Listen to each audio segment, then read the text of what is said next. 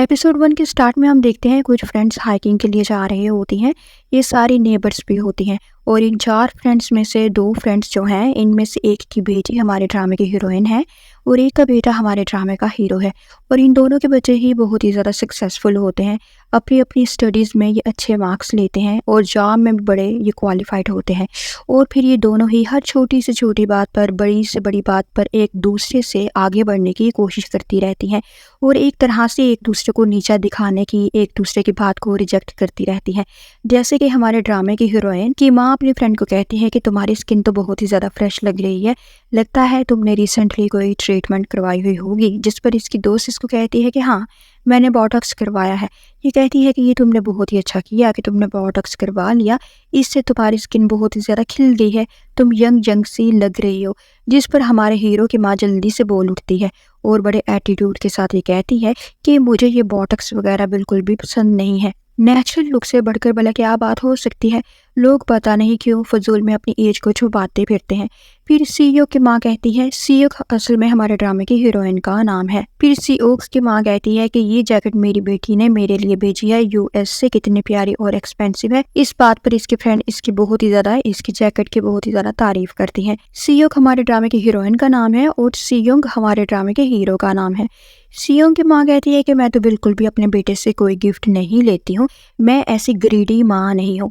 CEO की माँ कहती है कि तुम्हारा बेटा तो तुम्हें खुद ही कुछ बेचता नहीं होगा, वरना वो अगर तुम्हें भेज दे तो तुम भी लो। वो कहती है कि नहीं, ऐसी बात नहीं है, मेरा बेटा मुझे कुछ बेचता नहीं है क्योंकि मैं उसे डिमांड ही नहीं करती, और अगर वो मुझे कुछ बेचने भी लगता है तो मैं इसको साफ साफ मना कर देती हूँ क्योंकि मुझे इस तरह की मटीरियलिस्टिक चीज़ों की ज़रा भी ज़रूरत नहीं है, मेरा इंटरेस्ट ही नहीं है इस तरह की चीज़ों को लेने में। और वैसे भी मेरा बेटा ही मेरे लिए गिफ्ट है, वो इतना लायक फायक है, इसे तो अभी रिसेंटली प्रेसिडेंट से अवार्ड भी मिला हुआ है उसके काम के लिए। इनके फ्रेंड सीओंग की माँ की बात पर बहुत ही ज़्यादा इम्प्रेस हो जाते हैं।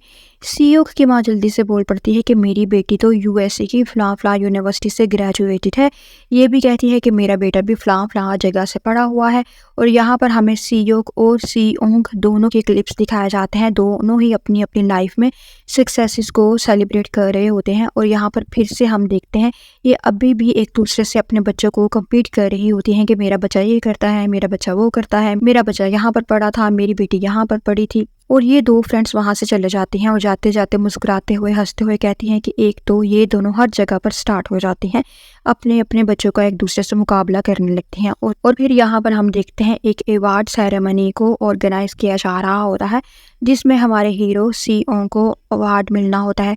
यहाँ पर एक लड़की आकर एक आदमी से पूछती है जो कि असल में सीओ का बिजनेस पार्टनर भी होता है। वो इसको कहती है कि सीओ कहाँ पर है। ये इधर उधर देखने लगता है लेकिन इसको सीओ कहीं पर दिखाई नहीं देता और यहाँ पर ये सीन कट हो जाता है। इधर हम देखते हैं कि सीओ एक लेडी से मिलने के लिए आया हुआ होता है और इसे ये कहता है कि मैं एक मेमोरियल पार्क बनाना चाहता हूँ, डिज़ाइन करना चाहता हूँ। असल में ये एक आर्किटेक्चर होता है। वो कहता है कि मैं एक मेमोरियल पार्क को डिज़ाइन करना चाहता हूँ जहाँ पर मर जाने वाले लोगों की फैमिलीज ग्रेव्स को विजिट करने के लिए जब आएँ तो इनके लिए एक शेल्टर होना ज़रूरी है। इसके इस आइडिया पर ये लेडी बहुत ही ज़्यादा इम्प्रेस हो जाती है। इतने में इसको इसके पार्टनर की कॉल आती है। वो इसको कहता है कि अवार्ड सेरेमनी स्टार्ट होने वाली है, तुम कहाँ पर रह गए हो। वो कहता है कि मैं बस 5 मिनट के अंदर अंदर आ रहा हूँ और फिर वो वहाँ से जल्दी से चला जाता है। और यहाँ पर हम देखते हैं ये लड़की इससे बार बार पूछ रही होती है कि सीयोंग अभी तक आया क्यों नहीं है, वो कब तक आ जाएगा, कहीं वो अवार्ड के लिए लेट ही ना हो जाए। इतने में अवार्ड की अनाउंसमेंट की जाती है कि नेक्स्ट अवार्ड गोज टू सीयोंग। सीयोंग का नाम लिया जाता है। पार्टनर अवार्ड लेने के लिए जाने लगता है क्योंकि इसको लगता है कि सीयोंग तो अभी तक आया नहीं है, तो इसके बिहाफ पर मैं ही जाकर अवार्ड को रिसीव कर लेता हूँ। लेकिन वो तो पता नहीं कहाँ से एकदम से आ जाता है और इसके पास से गुजर जाता है अवार्ड लेने के लिए और ये देखता रह जाता है। ये जाकर अवार्ड को रिसीव करता है और ये लड़की जल्दी से इसकी वीडियो बनाने लगती है लेकिन ये तो कुछ ज़्यादा स्पीच नहीं देता, बस थैंक्स ही बोलकर अवार्ड लेकर वापस स्टेज से नीचे आ जाता है। जिस पर ये दोनों थोड़ा सा परेशान हो जाते हैं कि इसने स्पीच क्यों नहीं दी। सीन फिर से इन लेडीज़ पर शिफ्ट हो जाता है। सीओ की माँ याहू की आवाज़ निकालती है। सीओ की माँ कहती है कि आजकल ऐसे याहू की आवाज़ निकालना बहुत ही ज़्यादा ओल्ड फैशन हो गया है और वैसे भी अब तुम ओल्ड एज लेडी हो, तुम्हें ऐसी ओछी हरकतें सूट नहीं करती है। जिस पर वो कहती है कि मैं तो बार बार ऐसे ही याहू की आवाज़ निकाला करूँगी, मेरी बेटी शादी जो कर रही है। और फिर वो खुशी खुशी सबको शादी का कार्ड दिखा देती है जो कि बहुत ही प्यारा होता है। वो कहती है कि मेरी बेटी नेक्स्ट महीने शादी कर रही है। जिस पर सीओ की माँ कहती है कि मेरा बेटा तो सिर्फ अपने बिजनेस पर ही ध्यान देना चाहता है, इसलिए वो शादी नहीं कर रहा। सीओ की माँ कहती है कि उसे कोई लड़की शायद लिफ्ट ही नहीं करवाती होगी, जबकि मेरी बेटी के आगे पीछे तो लड़कों की लाइन लगी हुई होती है। और यहाँ पर इन दोनों की दोबारा से वही बातचीत शुरू हो जाती है, फाइट और आर्ग्यूमेंट शुरू हो जाता है। यहाँ पर फिर हम देखते हैं सीओ जहाज में कोरिया वापस आ रही होती है, ये यूएस से वापस आ रही होती है और ये सो रही होती है। एयर होस्टेस इसको आकर जगाने लगती है। वो कहती है कि बस हम लैंड करने ही वाले हैं, आप सब लोग अपनी सीट संभालें। लेकिन ये तो उठती ही नहीं है। ये इसको थोड़ा सा हिलाकर उठाती है तो वो तो बहुत ही गहरी नींद में सो रही होती है, एकदम से उठ जाती है और इसको सॉरी करती है। एयर होस्टेस कहती है कि नहीं, सॉरी तो मुझे करना चाहिए था कि मैंने आपकी नींद को डिस्टर्ब किया। वो कहती है कि नहीं नहीं, तुमने बहुत ही अच्छा किया कि तुमने मुझे जगा दिया। असल में मैं बहुत ही बुरा एक ख्वाब देख रही थी कि कोई मुझे बहुत ही ज़्यादा पीट रहा है, और तुमने तो फिर बहुत ही अच्छा किया कि तुमने मुझे जगा दिया। अगले सीन में हम देखते हैं फिर ये जहाज़ की खिड़की से बाहर देखती है और सोचती है कि लगता है मैं वापस आ गई हूँ। इसके फेस के एक्सप्रेशन से लग रहा होता है कि ये किसी बात को लेकर बहुत ही ज़्यादा वरीड है, परेशान है। फिर अगले सीन में हम देखते हैं इसकी एक फ्रेंड भागती भागती एयरपोर्ट पर इसको रिसीव करने के लिए आती है। ये बैग के ऊपर चढ़कर बैठी हुई होती है। इसकी फ्रेंड इसको कहती है कि तुम्हें आने से पहले टाइम पर मुझे बताना तो चाहिए था, तुमने अभी अभी 1 घंटा पहले मुझे कॉल की है और मैं वॉशरूम में थी। अपने आप को मैंने प्रॉपरली क्लीन अप भी नहीं किया और मैं भागती भागती यहाँ पर आ गई हूँ। इसके फेस पर कुछ काला काला सा लगा हुआ होता है। सीईओ को देखकर कहती है कि हाँ, तुम्हारी हालत देखकर मुझे अंदाजा हो रहा है कि तुमने अपने आप को साफ सुथरा भी नहीं किया और भागती भागती तुम यहाँ पर आ गई हो। फिर इसकी फ्रेंड इसको कहती है कि तुम कितनी ज़्यादा स्लिम हो गई हो इतने सालों में। ये अपनी फ्रेंड को कहती है कि बाकी सारी बातें छोड़ो, जल्दी से आकर मेरे गले लग जाओ। और फिर ये दोनों एक दूसरे को हग करने लगती हैं। तो इसकी फ्रेंड इसको हग करने के बजाय पीछे से इसका बैग पकड़कर वहाँ से भाग जाती है। ये इसको शरारत से कहती है चोर चोर, और ये भी इसके पीछे फिर भागती है। फिर ये दोनों गाड़ी में काफ़ी बातें कर रही होती हैं, अपने चाइल्डहुड को याद कर रही होती हैं। और ये कहती है कि मुझे भूख लग गई है, और फिर वो खाने की कोई अच्छी सी जगह, रेस्टोरेंट वगैरह, शॉप वगैरह ढूंढने लगती है। यहाँ पर हम देखते हैं सीईओ का पार्टनर इसको कहता है कि तुमने स्पीच क्यों नहीं दी, और तुमने तो मेरा नाम भी स्टेज पर नहीं लिया। वो कहता है कि नहीं, मैंने तो स्पीच भी थोड़ी बहुत दी है और तुम्हारा नाम भी मैंने शायद लिया ही है। वो कहता है कि झूठ ना बोलो, तुमने तो मेरा नाम लिया ही नहीं है और तुमने तो सिर्फ थैंक्स बोला था। और यहाँ पर फिर एक बहुत ही फेमस बिजनेस वूमेन खड़ी हुई होती है। ये सियांग को देकर स्माइल पास करती है, जिस पर इसका पार्टनर कहता है कि क्या तुम इस लड़की को जानते हो, ये तो बहुत ही ज़्यादा फेमस है, हर लड़का इसके लिए ऑब्सेस्ड है, चलो चलकर इससे मिलते हैं। वो कहता है कि नहीं, मैं इसको अच्छी तरह से नहीं जानता हूँ, बस 1-2 दफ़ा किसी पार्टी में ही मेरी इससे मुलाकात हुई है। और वो वहाँ से जाने लगता है, जबकि इसका पार्टनर इसको इंसिस्ट करता है कि नहीं नहीं, चलो मुझे इसके पास लेकर जाओ और मेरा इंट्रो इसके साथ करवा दो। लेकिन वो इसकी बात पर नहीं रुकता और चला जाता है। जाते जाते भी ये दोनों एक दूसरे को स्माइल पास करते हैं। फिर अगले सीन में हम देखते हैं सीयोंग ड्राइव करते हुए आ रहा होता है और इधर ही इनकी गाड़ी भी खड़ी हुई होती है और ये एक दूसरे को नहीं देख पाते हैं। फिर अगले सीन में हम देखते हैं ये अपनी फेवरेट फूड शॉप पर खाने के लिए आती है, जहाँ पर ये अपने चाइल्डहुड के स्कूल के ज़माने में भी आया करती थी। ये राइस केक को ऑर्डर करती है, लेकिन जब ये खाती है तो इसका तो मुंह ही जल जाता है, क्योंकि ये बहुत ही ज़्यादा स्पाइसी होता है। यूएसए में रहते रहते तुम्हारा टेस्ट बिल्कुल ही चेंज हो गया है, तुम कोरियन से ब्रिटिश बन गई हो। तभी यहाँ पर सीयू का भाई भी आ जाता है। ये कुछ यहाँ पर बाय करने के लिए आया हुआ होता है। सीयू किसको आते आते देख लेती है, इसके तो होश ही उड़ जाते हैं। ये जल्दी से अपने फेस को दूसरी साइड पर करके अपने मुंह को छुपाने लगती है। इसकी फ्रेंड भी देखती है कि इसको क्या हो गया है, वो भी पलट कर देखती है कि ये तो अपने भाई से छुप रही है। तो जिस पोजीशन में ये बैठते हैं ये भी इसी पोजीशन में बैठ जाते हैं। यहाँ पर आकर इसका भाई खाना ऑर्डर करता है और ये बेंच पर बैठ जाता है और इन दो लड़कियों की तरफ देखता है। इसको इनकी बैग ही नज़र आती है, तो इसको नहीं पता चलता कि ये मेरी बहन है या मेरी ये बहन की दोस्त है। इसको लगता है कि ये पता नहीं कौन सी दो लड़कियां होंगी और शायद इनकी तबीयत ख़राब हो गई है, जिसकी वजह से इन्होंने दूसरी साइड को मुंह फेरा हुआ है। तो फिर वो वहाँ से ऑर्डर लेकर चला जाता है। बाहर इसका जिम इंस्ट्रक्टर आकर इसको कान से पकड़ लेता है और कहता है कि मैंने तुम्हें कितनी दफ़ा बोला है कि तुमने ओवर ईटिंग नहीं करनी है और तुमने साफ सुथरा खाना ही बस खाना है, और अब निकलो यहाँ से, जाकर एक्सरसाइज करो। और वो खाने का पैकेट खुद पकड़ लेता है और फिर ये खुद खाना खाते हुए शॉपकीपर से कहता है कि आपने तो खाना बहुत ही टेस्टी बनाया है, और फिर वो भी चला जाता है। तो मुँह सीओ को कहती है, मुँह असल में सीओ की इस दोस्त का नाम है। ये इसको कहती है कि तुम अब मुझे ये बात साफ साफ बताओ कि तुम अपने भाई से क्यों छुपती फिर रही हो। वो कहती है कि मैं इनको सरप्राइज़ देना चाहती हूँ, और वो जिस तरह से ये बात इसको बताती है कि मैं इनको सरप्राइज़ देना चाहती हूँ, जिस तरह से ये हेजिटेट हो रही होती है, घबरा रही होती है, इससे हमें पता चलता है कि ज़रूर कोई ना कोई गड़बड़ तो है। अगले सीन में हम देखते हैं ये दोनों बालून से उठाए हुए आ रही होती हैं। मुँह को इसके ऑफिस की तरफ से कॉल आ जाती है, कोई इमरजेंसी होती है, इसको फ़ौरन से पहले जाना पड़ता है। ये जल्दी से वहाँ से चले जाती है। ये तो इसको कहती रह जाती है कि तुम ना जाओ, मैं 1-2 रात के लिए तुम्हारे साथ स्टे करना चाहती हूँ और फिर मैं जाकर अपनी फैमिली से मिलूँगी, प्लीज़ तुम ना जाओ। लेकिन वो कहती है कि नहीं, नहीं मुझे तो जाना है और वो इसको छोड़कर जल्दी से भाग जाती है और फिर ये चलते-चलते एक जगह पर आ जाती है। ये देखती है कि ये तो जगह काफ़ी ज़्यादा फ़ैमिलियर लग रही होती है। इसको याद आता है कि बचपन में इसकी माँ और सियोंग की माँ इन दोनों को इसी जगह पर नहलाया करती थी। यहाँ पर एक तरह से पब्लिक बाथ हुआ करता था। और यहाँ पर फिर हमें एक फ्लैशबैक दिखाया जाता है, जब इन दोनों की माँ इनको पकड़ कर कहती हैं कि तुम दोनों तो खेल-खेल कर गंदे हो गए हो, चलो चलकर साफ हो जाओ। और ये दोनों ही फिर इनकार भी करते हैं कि हम घर जाकर शावर ले लेंगे। इस पब्लिक बाथ में हम एक दूसरे के सामने नूड होकर, नंगा होकर बाथ नहीं ले सकते हैं। लेकिन इनकी माँ कहती है कि कोई बात नहीं है, इट्स ओके, तुम दोनों काफ़ी छोटे हो अभी। और सीन फिर से प्रेजेंट में शिफ्ट हो जाता है और ये कहती है कि हमारी माएँ कितनी ज़्यादा डेंजरस और वायलेंट हुआ करती थी, ऐसी माँओं के अगेंस्ट पुलिस कंप्लेन होनी चाहिए। फिर वो सोचने लगती है कि ये जगह तो अब बिल्कुल चेंज हो गई है, ये किसकी होगी भला अब। इतने में पीछे से सोयोंग आ जाता है। ये दोनों एक दूसरे को देखकर चौंक जाते हैं, शॉक हो जाते हैं। इसने तो जो बालून्स पकड़े हुए होते हैं इसके हाथ से वो ही उड़ जाते हैं। ये इसको कहता है कि तुम यहाँ पर क्या कर रही हो? वो कहती है कि ये तो मुझे तुमसे पूछना चाहिए कि तुम यहाँ पर क्या कर रहे हो। वो कहता है कि ये जिस जगह पर तुम खड़ी हो ना, ये मेरी ही प्रॉपर्टी है। वो हंसने लगती है और कहती है कि शक्ल देखी है तुमने अपनी, ये जगह और तुम्हारी प्रॉपर्टी। ये आकर इसके पाँव को हिट करता हुआ कहता है कि पाँव हटाओ यहाँ से, ये मेरी प्रॉपर्टी है, ये मेरी जगह है। ये फिर वहाँ से जाने लगती है तो ये देखती है कि एक साइड से इसकी मम्मी अपनी फ्रेंड्स के साथ आ रही होती है।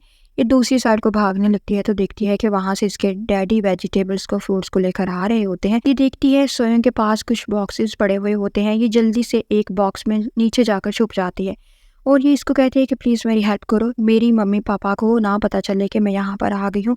वो तो हेल्प करने से साफ साफ इनकार कर देता है और कहता है कि निकलो यहाँ से, मैं भला तुम्हारी क्यों हेल्प करूँगा। और वो इसको बॉक्स के नीचे से निकालने लगता है, लेकिन वो इसको बार बार रिक्वेस्ट करते हुए कहती है कि प्लीज़ आज लास्ट टाइम तो मेरी हेल्प कर दो, आज के बाद मैं तुम्हें कभी नहीं बोलूँगी हेल्प करने के लिए, प्लीज़ प्लीज़ प्लीज़ मेरी हेल्प कर दो। इतने में ये सब लोग सियोंग के पास आ जाते हैं। इसकी माँ तो इसको देखकर बहुत ही ज़्यादा खुश हो जाती है और आकर इसको हग करती है। बाकी सब लेडीज़ भी इसको हेलो हाय करती है।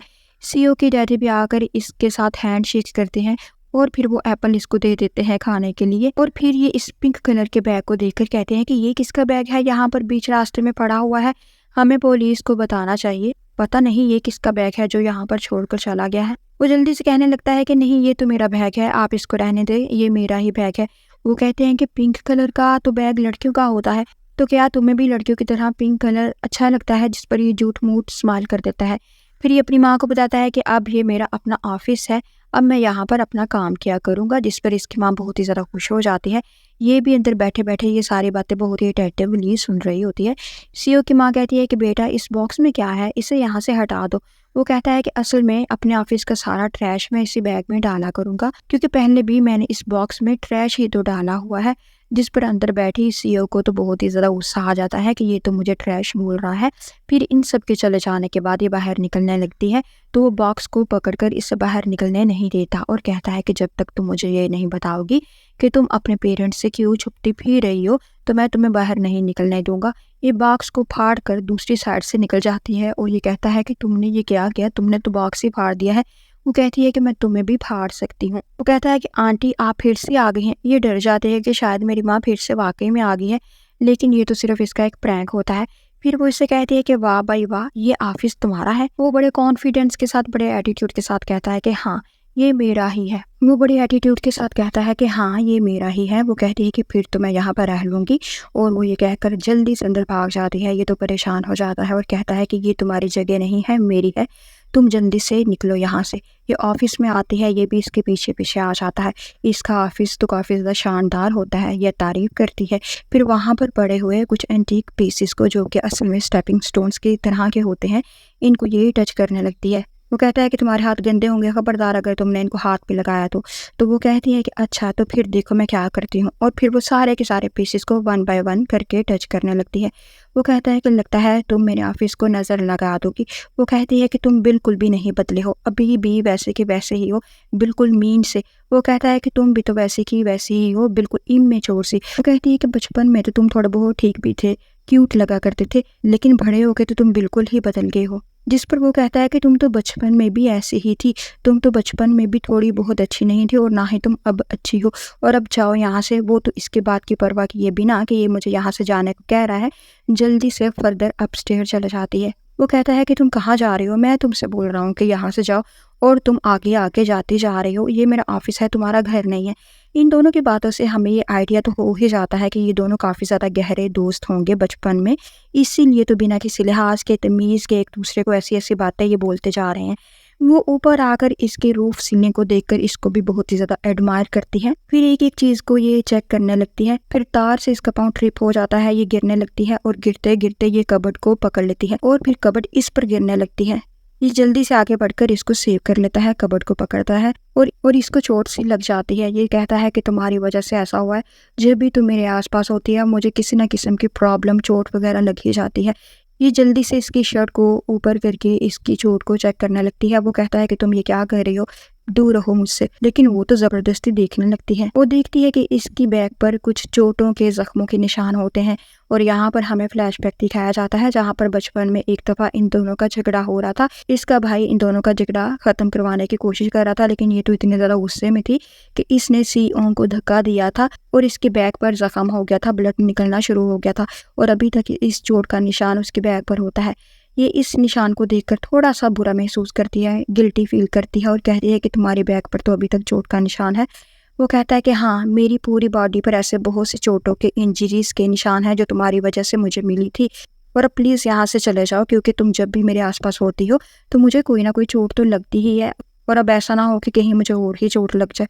वो इससे कहती है कि मुझे भी यहाँ पर रहने का कोई शौक नहीं है, असल में मेरी कोई प्रॉब्लम है। और इसकी बात को टोकर कहता है कि मुझे तुम्हारी कोई भी प्रॉब्लम से कोई लेना देना नहीं है, कि तुम्हारी क्या मजबूरी है क्या नहीं है, तुम प्लीज़ यहाँ से चले जाओ। वो भी फिर वहाँ से चले ही जाती है। अगले सीन में हम देखते हैं ये आगे आगे आ रही होती है और ये पीछे पीछे आ रहा होता है। ये इसको कहता है कि तुम्हारे बैग की आवाज़ से मेरे कान फट रहे हैं, दूर रहकर चलो मुझसे। वो कहती है कि ये क्या फजूल बात कर रहे हो तुम, अगर तुम्हें बैग की आवाज़ इतनी ही बुरी लग रही है तो तुम मेरे पीछे पीछे क्यों आ रहे हो।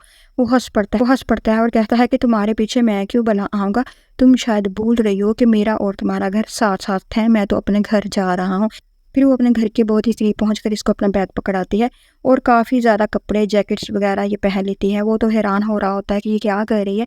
वो इसको कहती है कि इतने सारे कपड़े पहनने के बाद मुझे यकीन है कि जब मेरी माँ मुझे मारेगी तो मुझे पेन नहीं होगा, मैंने खुद को एक तरह से प्रोटेक्ट किया है। वो कहता है कि तुम्हारी माँ आखिर तुम्हें मारेगी क्यों, तुमने क्या किया है। फिर वो हेजिटेट होते होते इधर उधर देखते हुए इससे बता ही देती है कि मैंने अपने इंगेजमेंट को तोड़ दिया है, अब मेरी कोई शादी नहीं होने वाली है। ये बात सुनकर तो ये शॉक हो जाता है और सीओ की माँ, डैडी और सीओ की माँ भी पीछे खड़े ये सुन लेते हैं।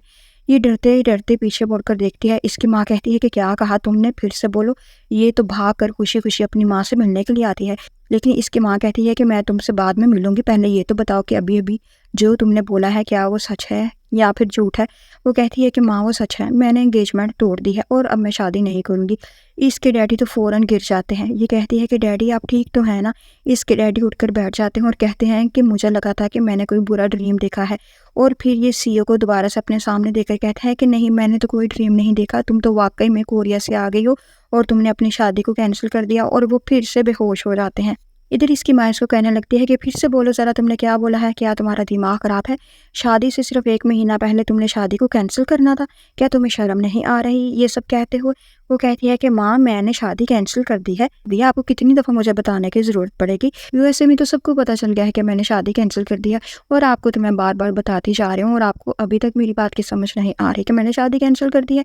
इसकी माँ इसको मारने लगती है। ये जल्दी से सीओ के पीछे छुपने लगती है और सीओ इसको बचाने लगता है, लेकिन इसकी माँ तो बहुत ही ज़्यादा वायलेंट हो रही होती है। वो कहती है कि माँ क्या हो गया, आप इतना ज़्यादा गुस्सा क्यों कर रही हैं, क्या आप एक कहावत नहीं सुनी है कि सिर्फ पागल लोग, गूंगे लोग, बहरे लोग ही शादी करते हैं और बेवकूफ़ लोग ही शादी करते हैं, और मैं इन तीनों में से कोई भी नहीं हूँ, इसलिए मैं शादी क्यों करूँ। इसकी माँ तो फिर से इस पर अटैक कर देती है, इसको मारने लगती है।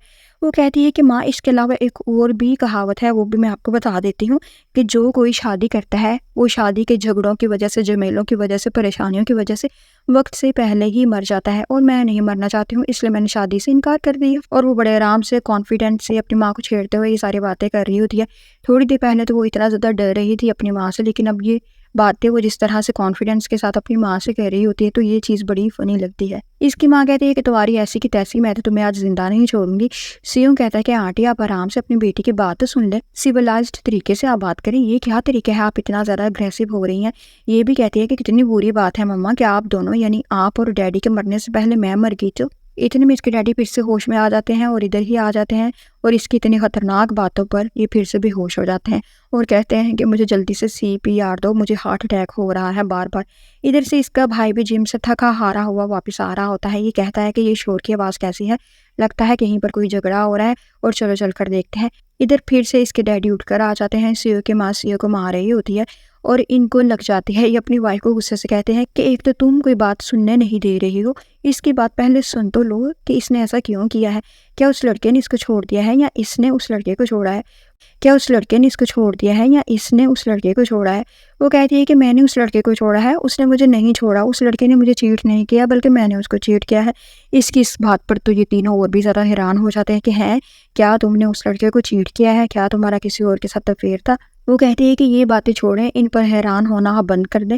आपको हैरान करने के लिए मेरे पास एक और भी न्यूज़ है, अगर आप मुझे मारेंगे नहीं तो मैं आपको वो बता दूँ। इसकी माँ कहती है कि चलो ठीक है बताओ, अब और कौन सी बात है? वो कहती है कि मैंने जा भी छोड़ दी है। फिर इसकी माँ कहती है अब तो तुम मुझसे ज़िंदा नहीं बचोगी और वो इसको मारने लगती है।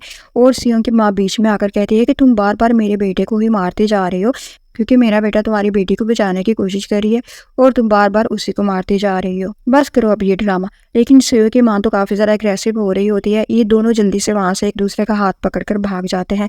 इसकी माँ भी इनके पीछे पीछे भागने लगती है, लेकिन वो काफ़ी दूर निकल आते हैं और यहाँ पर हमें इनके बचपन का एक सीन भी दिखाया जाता है, जहाँ पर ये दोनों ऐसे ही भागा करते थे किसी भी शैतानी के बाद, शरारत के बाद, और इनकी माँ इनके पीछे पीछे ऐसे ही भागा करती थी। और सीन फिर से प्रेजेंट में शिफ्ट हो जाता है। ये भागते भागते काफ़ी दूर आ जाते हैं। ये इसको कहती है कि मैं काफ़ी थक गई हूँ, दोबारा मुझे कभी इतनी दूर घसीट कर लेकर ना आना। वो कहता है कि तुम्हें मैंने कब घसीटा था, तुमने ही तो मेरा हाथ पकड़ा था। वो कहती है कि मुझे इतनी गर्मी क्यों लग गई है। फिर इसको याद आता है कि इसने तो बहुत ज़्यादा जैकेट्स पहन रखी हैं। वो एक ट्री के पास इसको अपना बैग पकड़ाती है और कहती है कि दूसरी साइड पर तुम अपना मुंह मोड़ो, मुझे जैकेट्स को उतारना है। और फिर वो जैकेट्स को उतारने लगती है और ये दूसरी साइड को मुंह करके काफ़ी देर के लिए खड़ा रहता है और फिर ये इससे पूछता भी है कि क्या तुमने जैकेट्स उतार ली हैं। अब मैं पीछे मुड़कर देखूं, लेकिन इसकी तरफ से कोई रिस्पॉन्स नहीं आता। तो वो हेजिटेट होते होते खुद ही पीछे को मुड़कर देखता है, तो ये तो कब के जैकेट्स को उतार कर सितारों को स्टार्स को देख रही होती है। फिर वो इसको कहती है कि मैं काफ़ी सालों के बाद कोरिया वापस आई हूँ, तो मैंने अपनी माँ को जी भर कर देखा भी नहीं है, मैंने इनको हक भी नहीं किया। मैं अपनी माँ को, मम्मा को बहुत ही ज़्यादा मिस कर रही हूँ। वो कहता है कि तुम्हें किसने बोला था कि तुम अपनी माँ के सामने इस तरह की बात करो, कि तुमने अपनी एंगेजमेंट को तोड़ दिया है, तुमने उस लड़के को चीट किया है, इससे तो उनको गुस्सा आना ही था। तो फिर तो उन्होंने तुम्हें इसी तरह से वेलकम करना था, उन्होंने तुम्हें अपना फेस तो फिर प्यार से देखने नहीं देना था ना। वो इसको कहती है कि असल में मैं तुम्हें एक बात बताना चाहती हूँ कि मैंने ऐसा क्यों किया है। या मैं रहकर वहाँ पर स्टडी करने के बाद फिर मुझे जॉब भी मिल गई और जॉब मिलने के बाद फिर मेरी एंगेजमेंट भी हो गई। मुझे फील हुआ कि इस सारे काम में, एंगेजमेंट में, जॉब में, स्टडी में मेरी इमोशनल अटैचमेंट नहीं थी और मुझे ऐसा फील होना शुरू हो गया कि मेरी ज़िंदगी एक रोबोट की तरह चल रही है। तो इसीलिए मैंने सारी चीज़ों को छोड़ा, जॉब को छोड़ा, एंगेजमेंट को तोड़ा और फिर मैं वापस आ गई हूँ ताकि मैं थोड़ा सा रिलैक्स कर सकूँ। ये भी बातें कर रहे होते हैं कि एक कपल इनके पास आ जाता है और इनको कहता है कि प्लीज़ हमारी फ़ोटोज़ को क्लिक करें। ये उठकर इनकी फ़ोटो को क्लिक करता है और फिर ये कपल इनसे पूछते हैं कि क्या हम आप दोनों की फ़ोटोज़ को भी क्लिक कर सकते हैं। वो कहते हैं कि नहीं नहीं, हमें अपनी फ़ोटोज़ को कैप्चर करवाने की ज़रूरत नहीं है। फिर वो लड़की इनसे कहती है कि आप दोनों में काफ़ी ज़्यादा अच्छा बॉन्ड लग रहा है, लगता है कि आप दोनों गर्लफ्रेंड हैं बॉयफ्रेंड है। ये कहती है कि नहीं नहीं, हम दोनों गर्लफ्रेंड बॉयफ्रेंड नहीं है। तो फिर वो कहते हैं कि फिर आप दोनों क्या दोस्त हैं? वो कहते हैं कि नहीं, हम दोनों दोस्त भी नहीं हैं। वो कहते हैं कि आप दोनों फिर कौन है? ये कहती है कि ये मेरी मम्मी की दोस्त का बेटा है और वो कहता है कि ये मेरी मम्मी की दोस्त की बेटी है और ये इनका इंट्रो होता है। कुछ देर के बाद सियों के भाई की इसको कॉल आ जाती है। वो इसको कहता है कि मम्मी का मैसेज है कि आप इसको लेकर घर आ जाओ और मैं इसको पीटूंगी नहीं। वो इसको कहता है कि तुम्हारी मम्मी तुम्हें घर पर बुला रही हैं और अब वो तुम्हें नहीं पीटेंगी, वो तुमसे आराम से कौन से बस बातें करना चाहती है, जिस पर जिस पर ये तो डरने लगती है, लेकिन ये इसको तसल्ली देता है कि कोई बात नहीं, अगर वो तुम्हें मारेंगे भी तो मैं तुम्हें बचा लूँगा, पहले भी तो मैंने तुम्हें रेस्क्यू किया है, तो चलो घर चलते हैं। और फिर वो इसको बड़ी मुश्किल से मनाकर घर लेकर आ जाता है। ये घर के दरवाजे पर आकर अंदर जाने से हिचकिचा रही होती है, डर रही होती है, लेकिन ये इसको फ़ौरन खींचते-खींचते अंदर लेकर आ जाता है।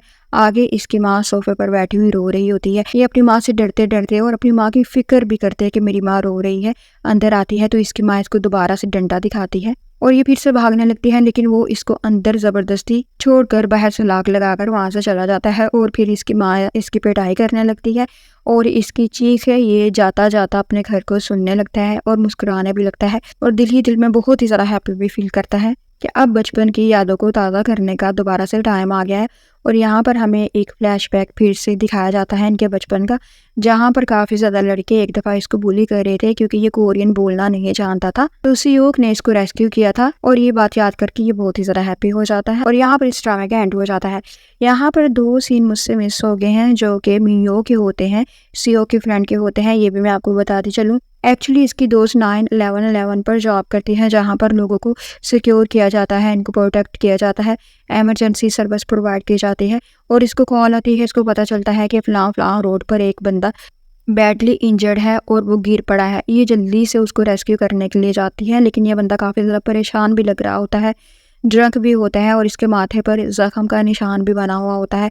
ये इसको नोट करती है तो इसको लगता है कि इसका शुगर लेवल काफ़ी ज़्यादा डाउन है। वो इसको कहती है कि मैं तुम्हारा शुगर लेवल चेक करती हूँ और मैं तुम्हें हॉस्पिटलाइज्ड भी करूँगी, तुम ठीक हो जाओगे। लेकिन वो तो बंदा काफ़ी ज़्यादा स्टबर्न होता है, वो इनकार कर देता है कि नहीं, मैं तो बिल्कुल भी नहीं जाऊँगा और ना ही मुझे अपने शुगर लेवल को चेक करवाने की ज़रूरत है, तुम जल्दी से चले जाओ। लेकिन ये इसको बार-बार इंसिस्ट करती है और वो बार-बार इनकार कर देता है और यहाँ पर एक लड़का भी आ जाता है। वो देखता है कि एक लड़की के साथ ये बंदा जो कि पेशेंट है किस तरह से डील कर रहा है, तो इसको बड़ा गुस्सा आता है कि ये बंदा जो पेशेंट होता है ये काफ़ी ज़्यादा अग्रेसिव भी हो रहा होता है। तो ये वहाँ पर ऊँची आवाज़ में सबको कहता है कि आप लोग दूर रहें, मैं रेड बेल्ट हूँ और बहुत ही अच्छा मैं फाइटर हूँ, मैं अभी इस बंदे को काम डाउन करता हूँ और फिर ये आपसे शुगर अपनी चेक करवा लेगा। लेकिन वो जो पेशेंट होता है वो एक बॉटल को तोड़ता है और इन सबको डराने लगता है। ये लड़का जल्दी से बड़े कॉन्फिडेंस से आकर इसको किक मारने लगता है, लेकिन ये रास्ते में खुद ही गिर जाता है और इसके हाथ पर कांच चुभ जाता है। मियो कहती है कि तुम तो रेड बेल्ट हो और मैं ग्रीन बेल्ट हूँ, अब तुम मेरा कमाल देखो। और फिर वो जाकर इस पेशेंट को ऐसी किक मारती है कि वो फ़ौरन से हार मान जाता है और फिर वो इससे ब्लड शुगर लेवल चेक करवाने लगता है और ये लड़का बड़ा हैरान होकर इसको देखने लगता है और इससे काफ़ी ज़्यादा इम्प्रेस हो जाता है। फिर ये अपने असिस्टेंट्स को कहती है कि सबसे पहले तो इसको लेके जाओ, रेड बेल्ट वाले लड़कियों को लेके जाओ, सबसे पहले तो इसको ऐड प्रोवाइड करो और फिर वो इसका भी शुगर लेवल वगैरह चेक करने लगती है। अगले सीन में हम देखते हैं कि ये लड़का इससे इतना ज़्यादा इंप्रेस हो गया हुआ होता है कि ये इसके पीछे पीछे हॉस्पिटल में आ जाता है और ये बाहर को जा रही होती है तो इसकी इससे मुलाकात हो जाती है। ये इसको थैंक यू करता है कि आपने मुझे हेल्प प्रोवाइड की और मैं उस दिन स्लिप हो गया था और मैं बड़ी एम्बैरसमेंट भी फील कर रहा हूँ, जिस पर वो कहती है कि कोई बात नहीं, इट्स ओके, और वो वहाँ से जाने लगती है। ये इसका नाम भी पूछता है और इसका नंबर वगैरह भी लेने लगता है। ये अपना नंबर इसको नहीं देती और वहाँ से चले जाती है। और ये 2 सीन थे जो मुझसे मिस हो रहे थे और इसी के साथ इस प्यारे से ड्रामे का फर्स्ट एपिसोड एंड हो जाता है। कमेंट बॉक्स में आप मुझे ज़रूर बताइएगा कि आपको इस ड्रामे की स्टोरी कैसी लगी। Thank you so much for watching.